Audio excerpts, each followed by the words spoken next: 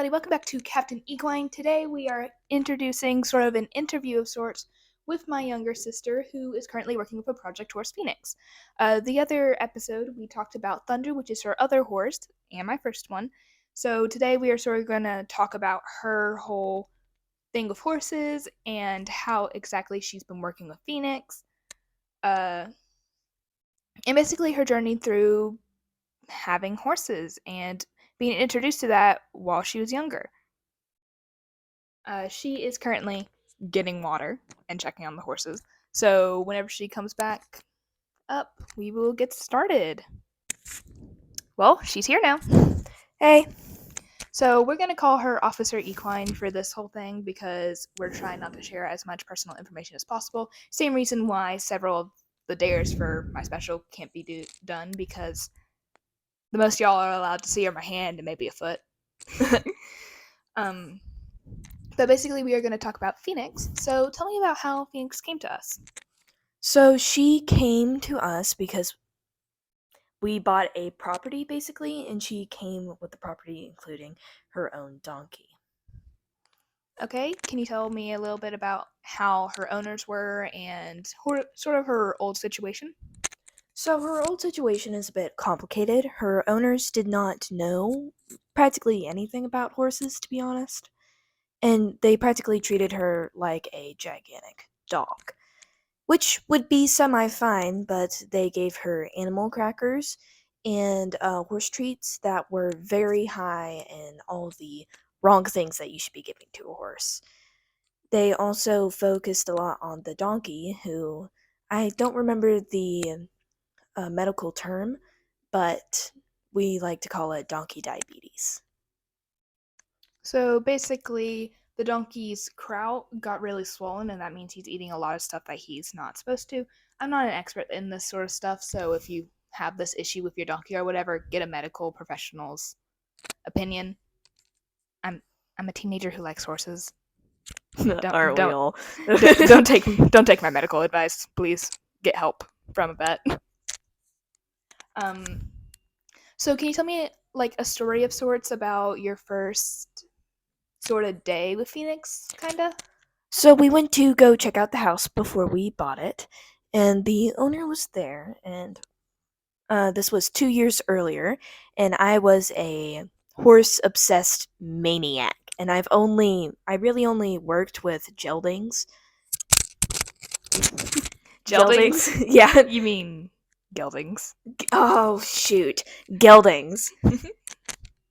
So I was really fascinated by having a mare that has never been touched before, and the owner said to get on a chair and she will sniff around you. So I did, and I absolutely loved her so much that I practically begged my mom to buy the property just because it came with 2 extra pets. So another thing that happened during that little story was another example of why you shouldn't ever treat your horses like a dog, because it can lead to a dangerous animal. Phoenix pawed the ground right next to where Officer was, and that was a very dangerous situation for a child to be put into. So if you have a horse, you need to train it. Don't treat it like a dog, please. Yeah. But a cute story, Pepe, which is the donkey that came with the property, that day, my mother had her arms on her hips, and he put his head in between the arms and just rested it there.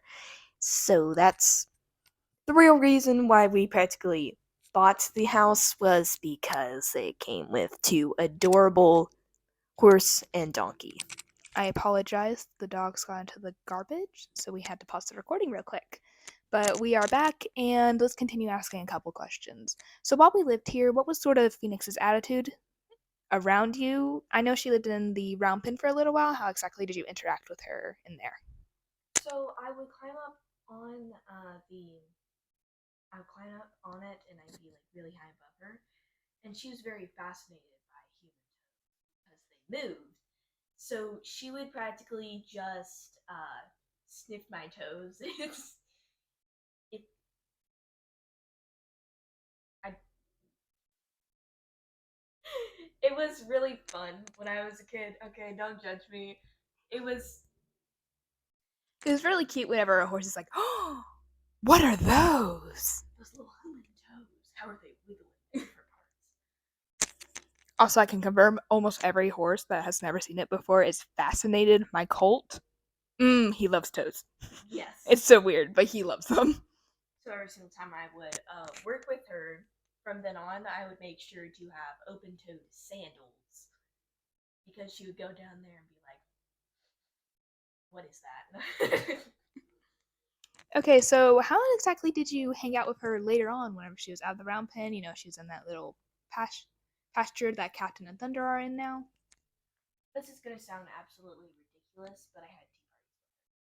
Phoenix is a special horse, and she likes teas because they have such a really good flavor, and I like teas too. And I had a bunch of horse-friendly ones that didn't have any harming ingredients. If you ever want to do this with your horse, please make sure that the ingredients are safe for your horses, or they could have an inflammatory reaction. Speaking of things that are safe for your horses, I am having a 500 sub special that where I'm going to feed perfectly safe foods to see reactions from Thunder because he lives next to the house and I don't want to go and get one of my horses. And one of those items will be a tea. The gravel guy came to the door. This is getting ridiculous. We're just getting interrupted every 5 seconds. I know, right? Anyways, so Phoenix now comes into the barn. How exactly have you been working with her there? I would be doing our positive manners training, which has definitely helped with her food aggressiveness.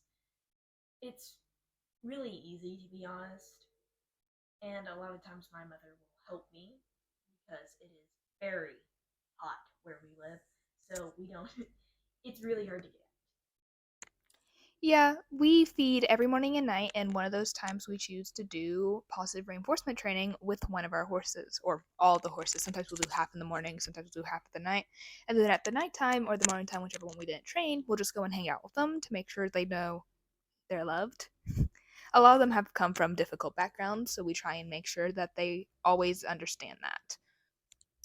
So talking about that, how exactly have you gotten her to stop mugging you for animal crackers or candies whenever you go out there? She really just doesn't do it anymore, to be honest. She just sometimes she does it, and usually I will push her nose away or back up, or if I'm feeding her something, stop feeding her it and go to the next horse to give them some Timothy pellets or something. But really, you just push their nose away, and sooner or later they will get it, depending on how food aggressive your horse is. Sorry, I'm distracted by the cat. She's being awfully adorable right now. Um, so let's move on to Pepe. How exactly has he, integrated himself into your life? Because I have so many videos of you being cute that I can't post because it shows your body, but I really, really want to. Oh, are you talking? So one time I made a smoothie with strawberries and bananas, and I came out and I shared the smoothie with It was amazing, adorable, and I was practically crying from cuteness on the inside. Pepe really loves strawberries. It's one of his favorite treats. Definitely. He'll do anything for food. Anything. Except for leave the barn sometimes. Sometimes you have to keep go check out that go check out that video. that that was a rough day. Yes, he is very, very stubborn. But other than that, he's just a really chill dude. Well, we are starting to run out of time. So let's go ahead and ask one quick question. What's one super cute story about Phoenix? Okay, this is a couple of stories. Every single time I would go up to the round pen, she would put her head up there and purr.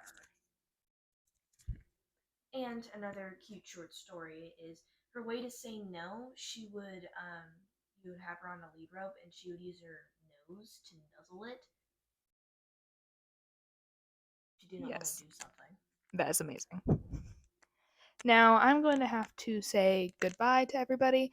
Uh, one, I can hear the dogs again getting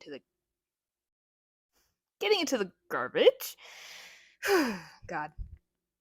They need to learn that the garbage is not food for them at this point. Any tips on that would welcome, please. But I can hear the dogs going into the garbage, and we're sort of supposed to be downstairs because of all the workers outside. So we are going to have to call it goodbye. Thank you so much, officer, for being on. Yeah, of course. And come back on Thursday for the next podcast episode. We will be talking about. I have no idea. It'll come to me whenever I do it. Okay, goodbye.